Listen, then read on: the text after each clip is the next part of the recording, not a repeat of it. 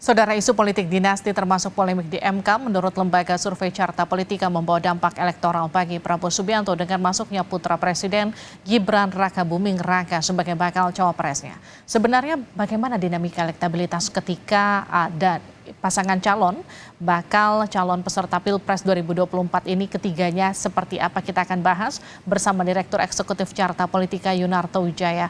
Bergabung juga Saidiman Ahmad, ini adalah peneliti dari Saiful Mujadi Research Center atau SMRC. Selamat malam Mas Toto, selamat malam Mas Saidiman. Selamat malam Mas Saidiman. Selamat malam Mas Toto. Saya ke Mas Toto dulu. Mas Toto, jadi gimana hasil survei ini menjelaskan ke publik soal metodologi dan juga perbedaan survei tatap muka dan lewat telepon? Ya, tadi pertama Livi hampir salah sebut Sudirman Said itu jubirnya bisa bahaya itu. Ya, pertama memang ini dilakukan dengan survei tatap muka 2.400 responden.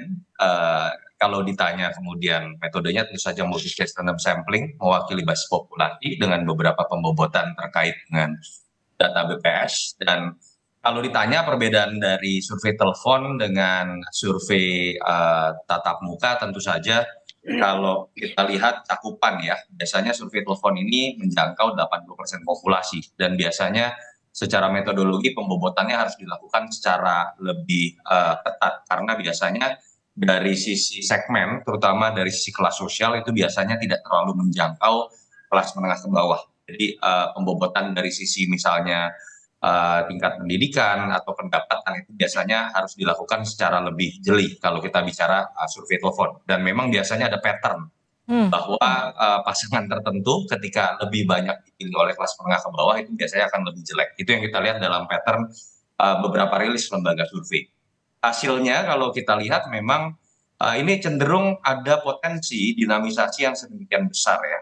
Jika kita akan memprediksi bagaimana rilis-rilis survei ke depan. Karena momen-momen yang mengagetkan itu banyak sekali terjadi, terutama di tahun 2023 kalau kita lihat Mas Ganjar itu goncangan terjadi pada saat terjadi peristiwa U20. Memang langsung mengalami penurunan dan kemudian dalam 1-2 bulan terakhir lah kita lihat kan banyak sekali kejutan termasuk pendaftaran kepastian siapa yang menjadi calon wakil presiden dan kita tahu hampir semuanya mengalami kejutan ya, paling tidak mengalami kejutan Mas Ganjar. Prof Mahfud masih masuk dalam list yang sudah diperkirakan. Sementara Caimin itu adalah sebuah efek kejut. Dan Mas Gibran bukan hanya efek kejut dalam konteks elektoral, tapi kita tahu memancing perbincangan sampai saat ini yang sifatnya kontroversial.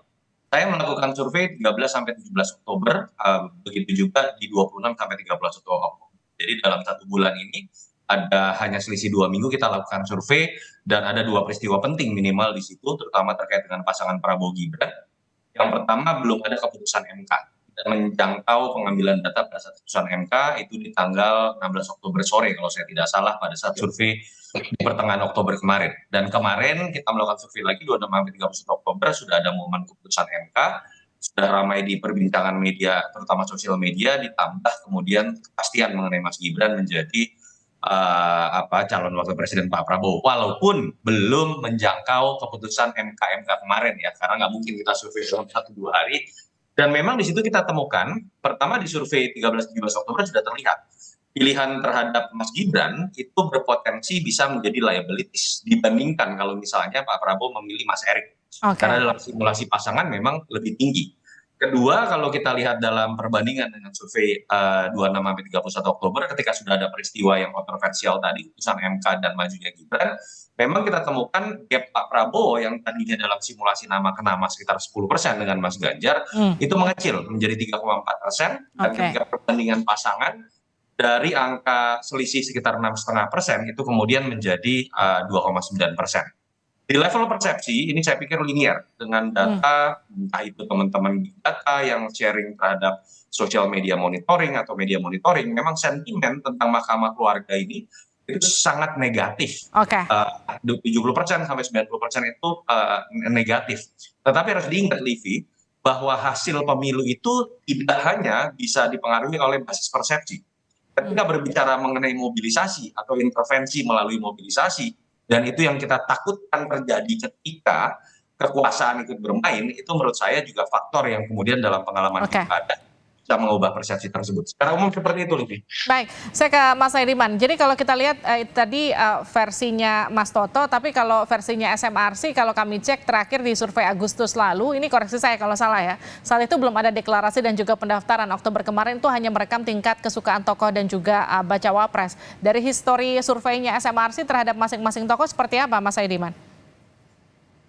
Iya, saya kira dalam beberapa bulan terakhir kecenderungannya sebenarnya tidak terlalu banyak perubahan yang signifikan ya. Intinya adalah kesimpulannya adalah ada dua baca pres atau dua tokoh yang berada di posisi atas dan selisihnya itu masih di bawah margin of error. Saya kira itu ditemukan oleh SMRC dan juga lembaga-lembaga lain termasuk Carta Politika. Sebelumnya juga ada survei yang dipublikasi oleh Indikator Politik Indonesia, itu juga menemukan hal yang sama pada pasangan Ganjar Mahfud MD.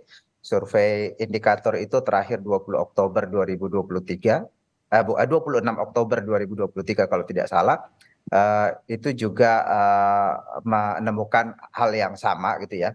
Selisihnya masih sangat ketat. Dan kemudian kesimpulan yang lain, fenomena yang lain yang kita temukan sampai sejauh ini, pengaruh dari bacawa pres itu kita belum menemukan ada pengaruhnya, baik pengaruh positif maupun pengaruh negatif yang signifikan mengubah perolehan suara dari capres yang didampinginya.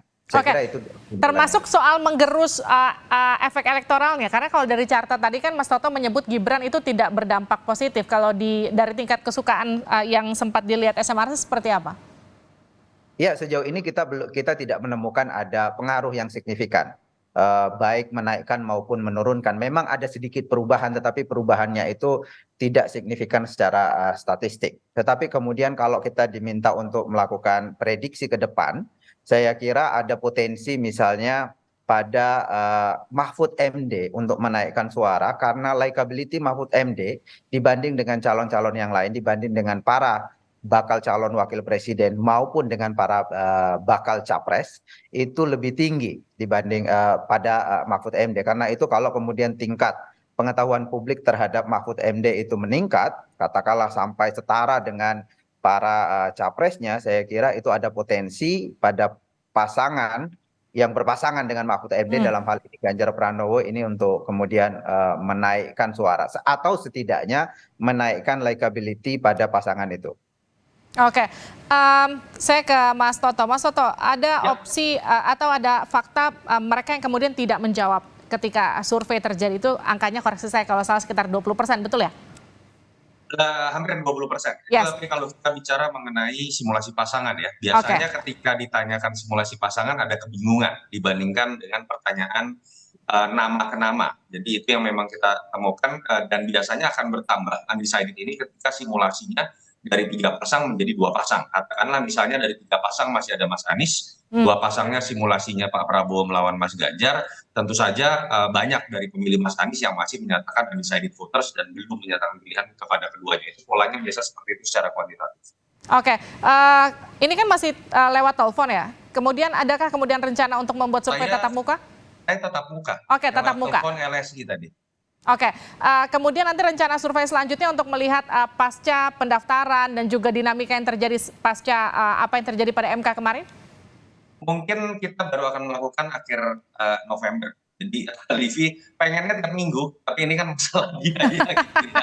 Dan harus diakui kita berusaha sebenarnya, saya yakin SMRC juga dengan dinamisasi isu yang sedemikian besar dan perubahan itu mungkin saja terjadi di daerah-daerah tertentu yang biasanya survei itu minimal 1.200 cukup untuk menjelaskan gambaran pola dari kenaikan dan penurunan elektabilitas. Saya pikir saat ini tidak cukup karena gap-nya terlalu besar dan sulit untuk menjelaskan data perkembangan per daerah, per segmen, bagaimana dinamisasi suara. Jadi memang sebetulnya paling bagus, paling tidak di angka 2.000 responden, baru kita bisa membreakdown penjelasan mengenai dinamisasi perkembangan suara. Oke, terima kasih Mas Yunarto, terima kasih juga Mas Saidiman sudah bergabung di Sapa Indonesia Malam. Sehat-sehat selalu. Yes, Mas Saidiman.